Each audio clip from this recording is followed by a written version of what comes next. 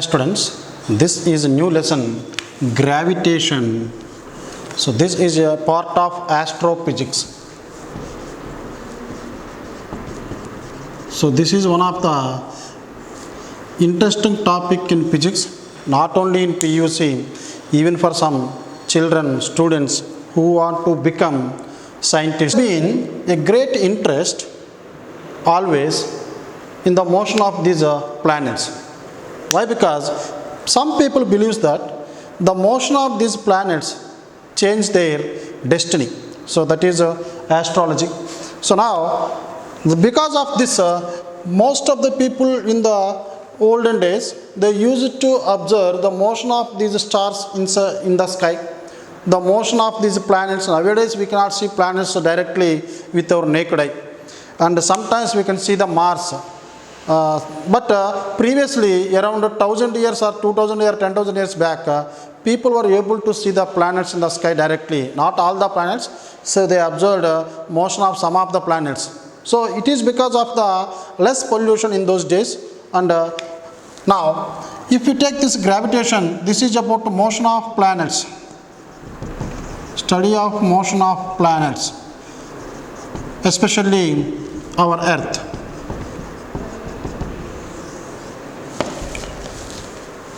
Here, in 2nd century,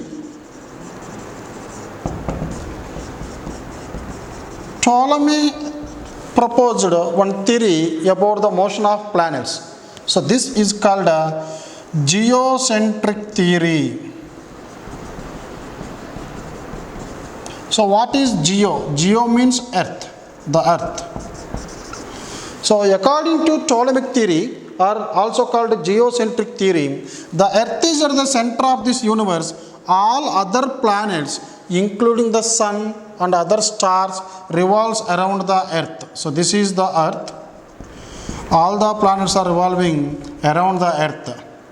So earth is at the center of this universe. So this theory was given in 2nd century.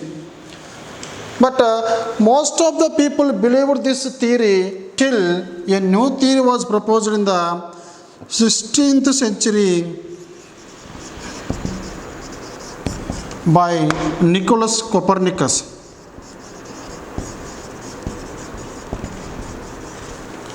So Nicholas Copernicus, or simply Copernicus, he proposed heliocentric theory. Remember, helio means helium, or helio here is the sun. So sun is at the center of this universe, and all other planets including earth revolves around the sun. But at that time, in 16th century, most of the people did not believe in Copernicus theory or heliocentric theory. Why? Because according to Bible, earth is at the center of this universe and all other planets are revolving around the earth. So the church people opposed this heliocentric theory. But this theory, the theory given by Copernicus, was taken by Galileo to study about the motion of planets. That means he believed this heliocentric theory. Because of this belief, he was prosecuted and he lost his job also at that time. But finally, he supported this theory, and based on the data collected by Galileo, so now we are learning Kepler's laws of planetary motion. So after Galileo, it was Tycho Brahe. So he collected a lot of data about the motion of planets. So the maximum data or the maximum knowledge that we acquired now was collected, most of the data was collected by Tycho Brahe only in his 40 years age. That means he died at an age of 40 only. But within that 40 years, around 30 years, he spent this collection of data about the motion of the planets only. Now, after that, his disciple Johannes Kepler, so by using the data collected by Tycho Brahe, Kepler gave three laws of motion that we are studying as Kepler's laws of planetary motion.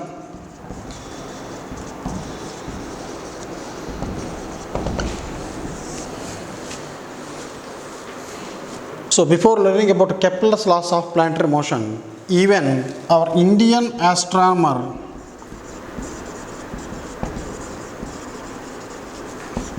Aryabhatta around 500 or 490 exactly. So he also explained, that means he used the same concept used by Copernicus in 16th century. So this is 498 means this is in 6th century itself. So he gave the idea of heliocentric theory. Even he explained about the reason behind the motion of the planets around the sun, because sun being the biggest star nearer to the earth, so all these planets revolves around the earth. Why they are revolving in earth? According to Aryabhatta, these planets are revolving in circles, in circular paths, and he explained this motion of the planet in a circular path with the help of a simple experiment. See, if you keep a body here and if you apply some force on this one, it moves in a straight line. So this is nothing but we studied this as a translatory motion. But here the sun and the earth are attracted towards each other, and because of this attraction, even though earth is moving in this direction, it never moves away from the sun because of the attraction between sun and earth at different positions. Just like if you take a body, same body here, if you connect this body to a thread or rope or string, whatever it may be, if you whirl it, then it moves in a circular path. So the reason behind the circular motion of the planet or earth around the sun was because there exists a force between the earth and the sun continuously. Whatever may be the position of the earth sun attracts this one towards its center. At the same time, earth is also attracting sun towards its center. But this force of attraction was clearly explained by Newton in 17th century, but the idea was given by Aryabhatta in 498 itself. Now, based on these observations and by collecting lot of information from Tycho Brahe, by using the data collected by Tycho Brahe, Kepler gave three laws of motion. The first one is first law of planetary motion.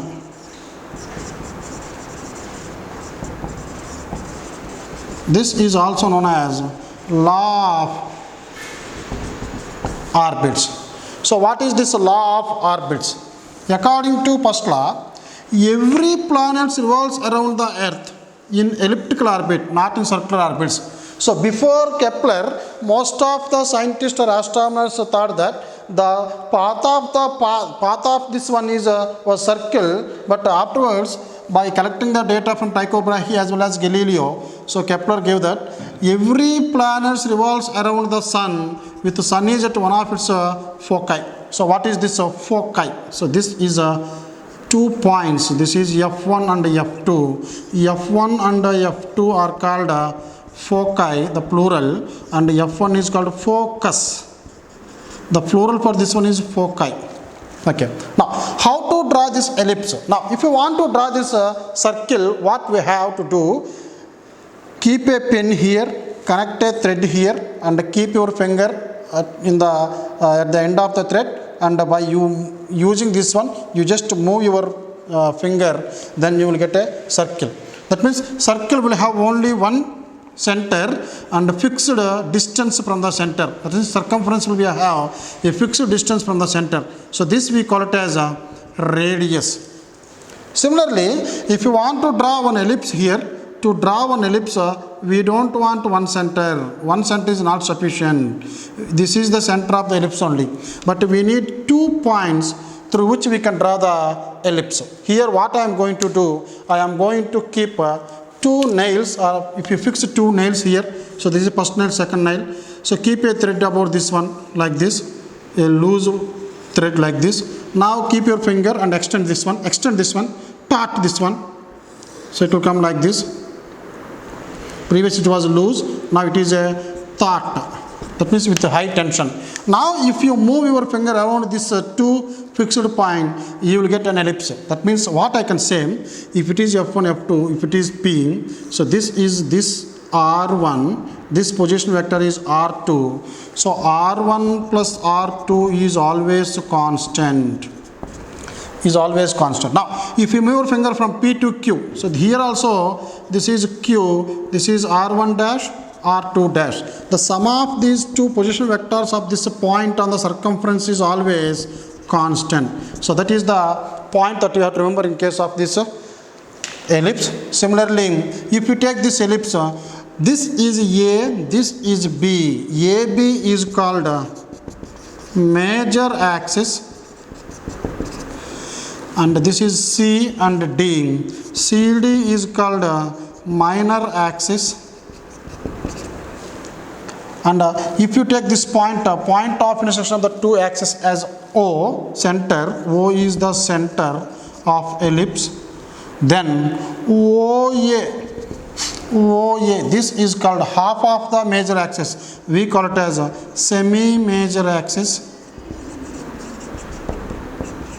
And OC, this one is called semi-minor axis. You are going to learn about this ellipse, hyperbola, parabola in mathematics first year itself. So now here, after learning these points, I am going to give the first law of planetary motion. So what is the statement? It states that every planet revolves around the sun with the sun is at one of its foci. Now let me erase everything here.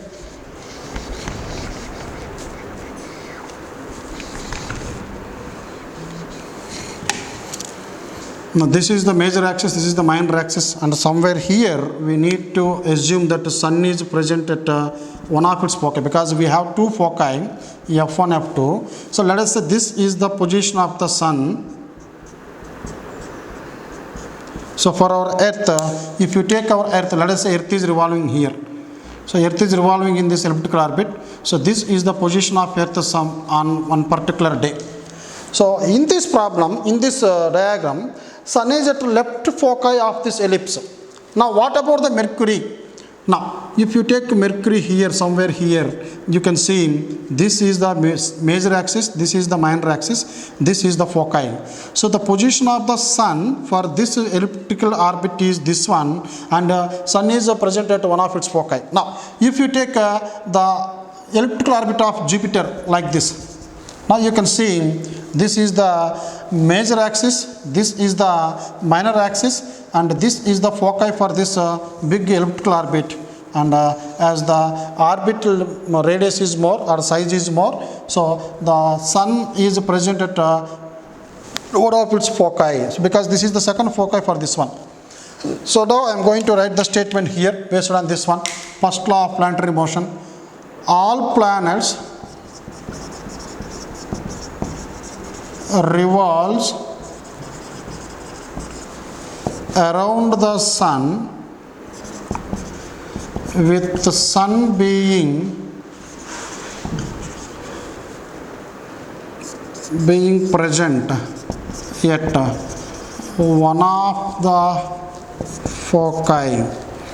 So all planets revolves around the sun with the sun being present at R, with the sun is at one of its foci. Being is not required. With the sun is at one of its foci.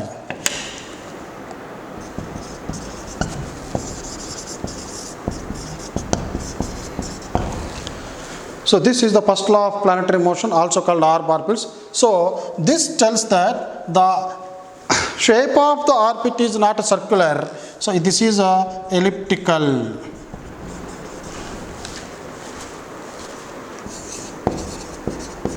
Second law of planetary motion, this is also called law of areas. So the first one is about law of orbit, shape of the orbit. So our elliptical shape was given by, actually elliptical shape was introduced, or elliptical orbit was introduced by Kepler for the planetary motions. Similarly, based on this elliptical orbit concept only, Initially, scientists thought that electrons revolves around the nucleus in a circular orbit. But by using the data of these law of orbits, so afterwards they found that even the electron also moving around the nucleus in a elliptical orbits only. Now, the second one is a law of or areas. Now, let me take one elliptical orbit here. So this is the major axis, minor axis, and let us say this is the sun. Now, it states that aerial velocity of a planet revolving around the sun is always constant. So what is this aerial velocity? We studied about linear velocity, we studied about angular velocity. But what is this aerial velocity? Aerial velocity is the area swept by radius vector per unit time.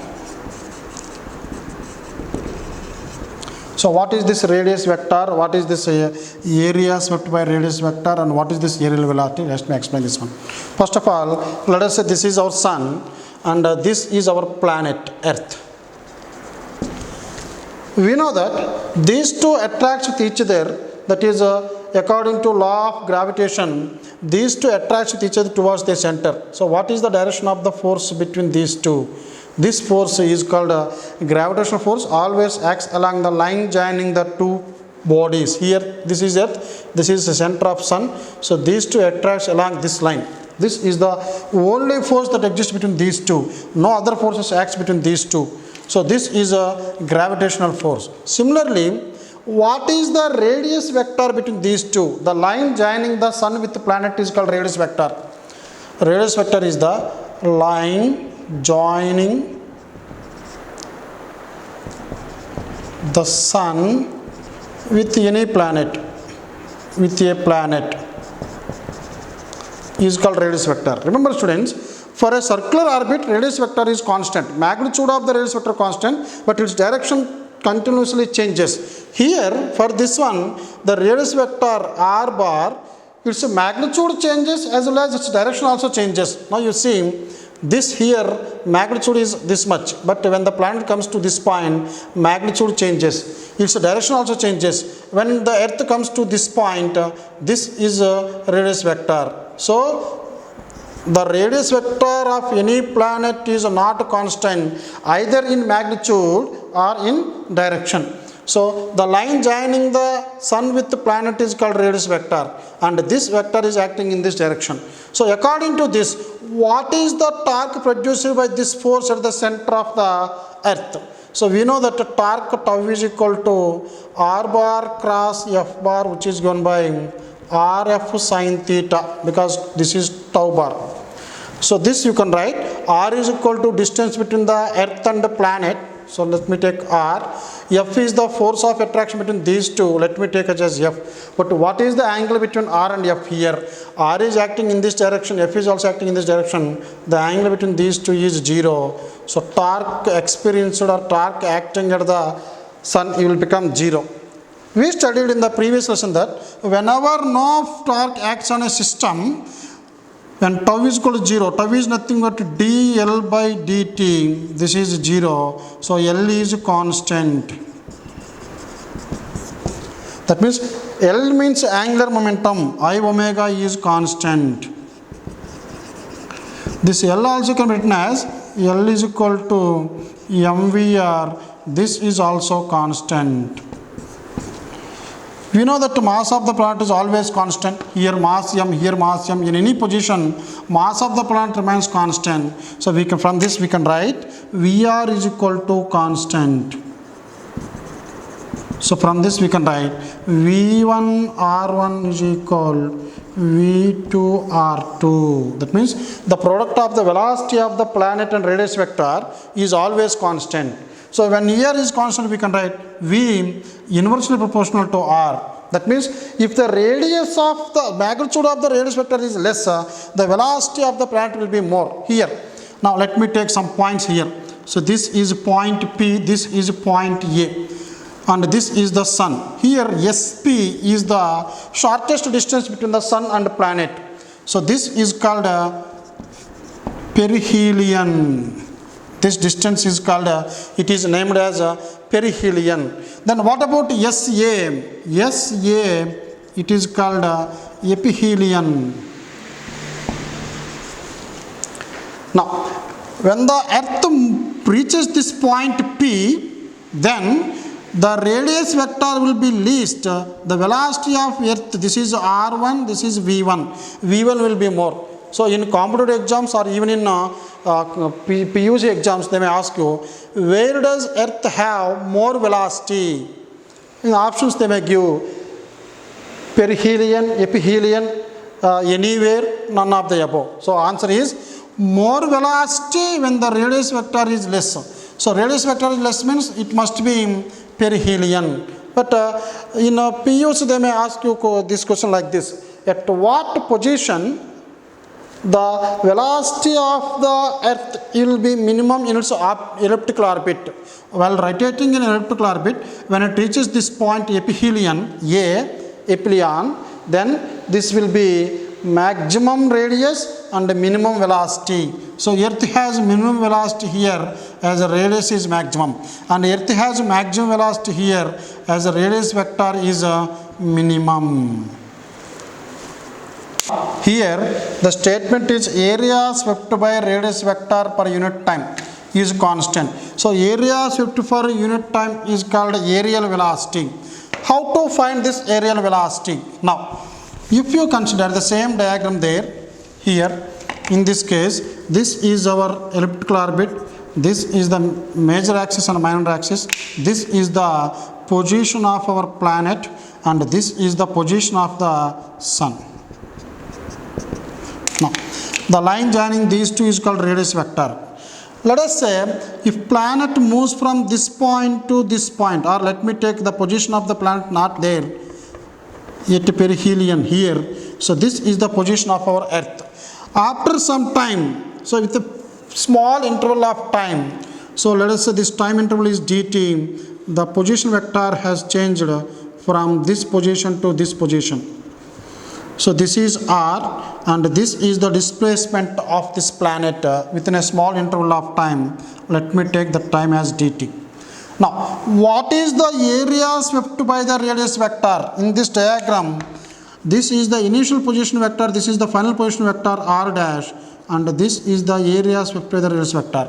If a time interval is small, r is nearly equal to r dash. So both are same. So what is the area of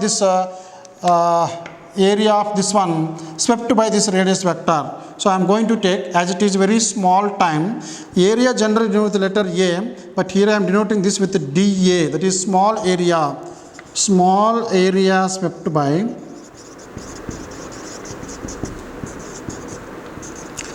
radius vector. Small area swept by radius vector, this is dA is given by, this is in the form of a triangle. So for a triangle, half into base into height. So this dA can be written as half into, what is the base of this one? The base is equal to r, length of the position vector. What is the height? Height is nothing but the distance traveled by planet from point P to P dash, from here to here. So this is the height. So I am going to write this as the length traveled by this one, or the distance traveled by this one. So I can write this as half into, this is r bar position vector, into what is this length? We know that x is equal to u naught t plus half a t square. Here, as the time is very small, the velocity will not change that much. Velocity here and here is almost same, as r is nearly equal to r dash. So the acceleration can be considered as 0. So this can be 0 as v nearly equal to v dash. Here velocity v, here velocity v dash. As the time is small, very small, I can say that the acceleration is nearly 0. So the distance traveled is equal to v into t, or v bar into dt. So this is the area. Now you can write, if you bring this dA here, this will become dA by dt will become half into r bar cross v bar, or you can write half into r into what is this velocity. Here we found that the angular momentum is always constant. M into v into r is constant. So this mvr can be written as L. So what is Vr from this one? Vr is given by L by m. That means angular momentum of the planet by mass of the planet. So in place of r cross v, I am going to write L by m. So this will become L by m. So this will become L by 2m. Remember students, this is the area swept by the radius vector in a small interval of time, and which is equal to L by 2m. L is a constant. Why? Because whenever there is no external torque acting on a system of this planet and sun, when the torque is 0, angular momentum is constant. So here in this case, as the torque is 0, L is constant, 2 is always constant, and m is the mass of the planet which never changes, constant. So from this data what we can write, the aerial velocity of a planet is always constant, because these three are the constant values, L, 2, m. That's why this is constant. So this is the statement given by Kepler for his second law. So second law states that aerial velocity of a planet revolving around the sun is always constant. This can be applied for any planet, not only for our Earth. It can be applied for Mercury, Jupiter, Saturn, whatever may be. Why? Because for every planet L is constant, because there is no external torque acting in the system, only the internal torques are there, and as well as the mass of these planets will be remain same. So this is about second law of planetary motion.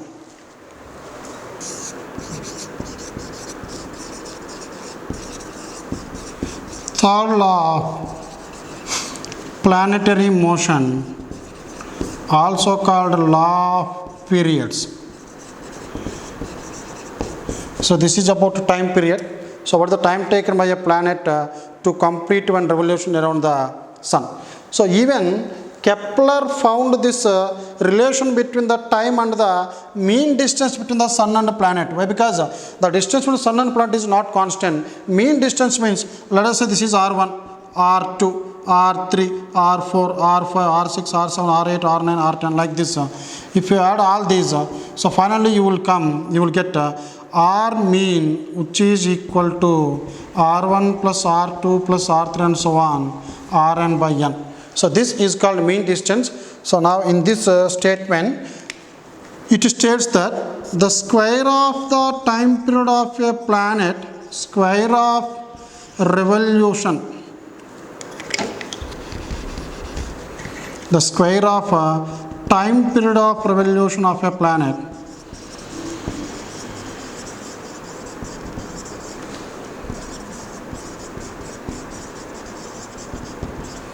is directly proportional to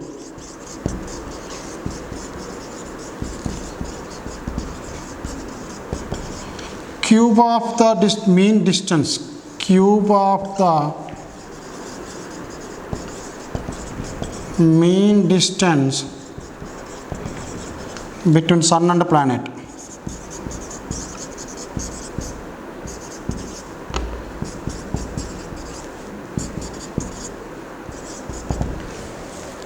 So here, if you consider the position of the planet somewhere here, this radius vector is r. If it moves to this position, radius vector is r7. Here this is r11. This is r14. Whenever r changes, the time period has to be changed according to the statement. But we are not going to take individual radius vectors or individual distances between the sun and planet. So we are taking only the mean distance. Now, by comparing this, what we can write, this statement can be written as t square directly proportional to r cube, where r is not the instantaneous distance between the sun and planet. This is the mean distance between sun and planet.